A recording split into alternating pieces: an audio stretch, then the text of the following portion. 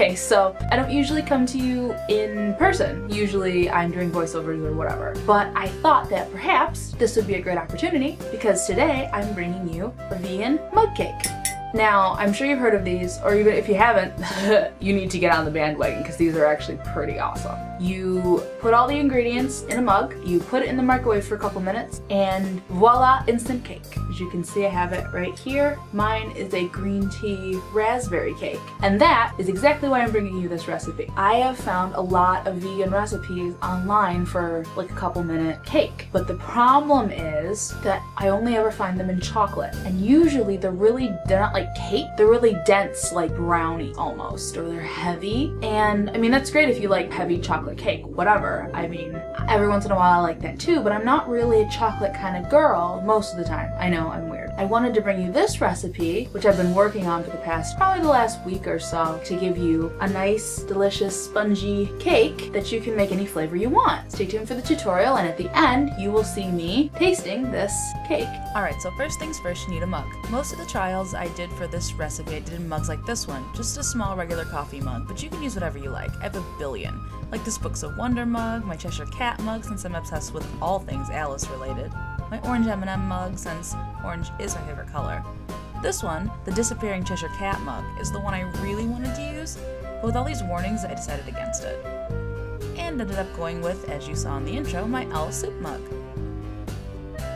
Once you have your mug, add 3 tablespoons plus 1 teaspoon of flour, a 1/4 teaspoon of baking powder. Here I'm using my 1/8 teaspoon measuring spoon to add a 1/16 teaspoon of salt. I'm just filling it halfway. 2 tablespoons sugar. This is vegan margarine I heated up to melt, and you need 2 teaspoons of that. I'm using this egg replacer, but whatever you have will work. Just prepare enough for the equivalent of 1 egg according to the instructions. Here it's 1½ teaspoons of mixed to 2 tablespoons of water, and then pour it in. 2 teaspoons of water, and finally 1 tablespoon plus 1 teaspoon of milk substitute, and here I'm using rice milk. Now it's time for your flavoring, and you can use whatever you want.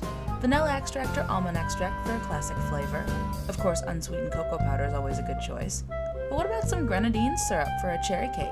Or some coconut rum for a pina colada inspired treat? Or just coconut extract if you aren't of age? A cinnamon cake is always nice. Or add some cloves and nutmeg for a spice cake. Speaking of spice cake, how about pumpkin and pumpkin pie spice for a pumpkin spice cake? I'm going with matcha green tea powder and raspberry extract here, just for something fun and different. I'm adding 1 teaspoon of matcha powder, and I ended up adding a 1/2 teaspoon of raspberry extract, a 1/4 teaspoon twice, because I was afraid the green tea powder would overpower the raspberry. Then after you add your flavoring of choice, get your trusty fork buddy and start mixing. I find the fork works better than a spoon because you can get into the crevices better and make sure all your powders are incorporated. Then it's off to the microwave. Stick it in for 2 minutes and let it heat up. And that's it, you're done. Take it out and enjoy. Easy, right? Alright, everybody got your mugs in hand?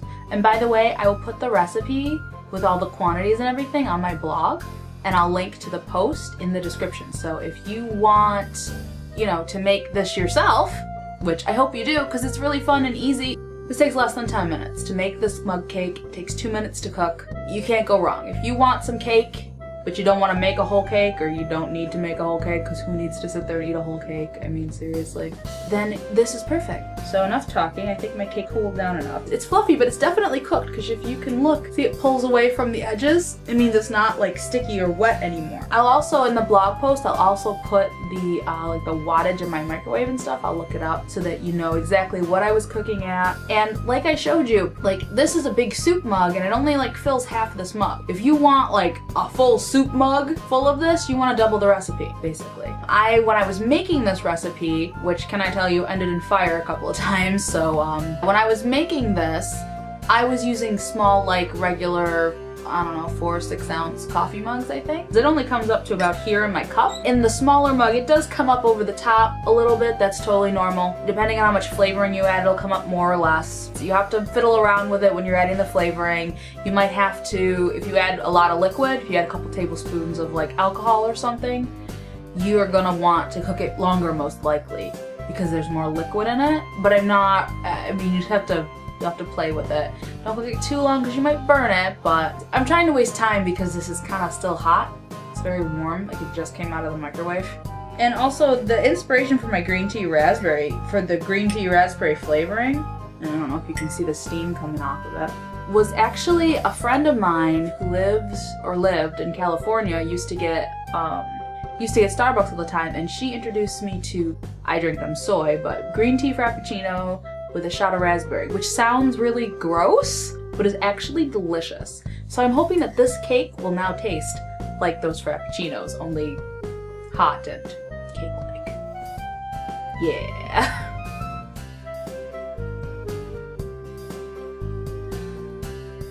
Mmm. Actually, no, it's not bad. Mmm. It actually, yeah, green tea and raspberry. Hello. Well, that is pretty good. The only thing it's missing is a dollop of whipped cream, which, if you know me, you know that I am a whipped cream fiend. This is good. I didn't make a green tea one before.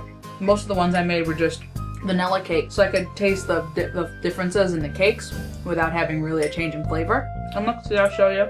See, this is the cake, and I pull it forward and see how it's all nice and cooked all the way down?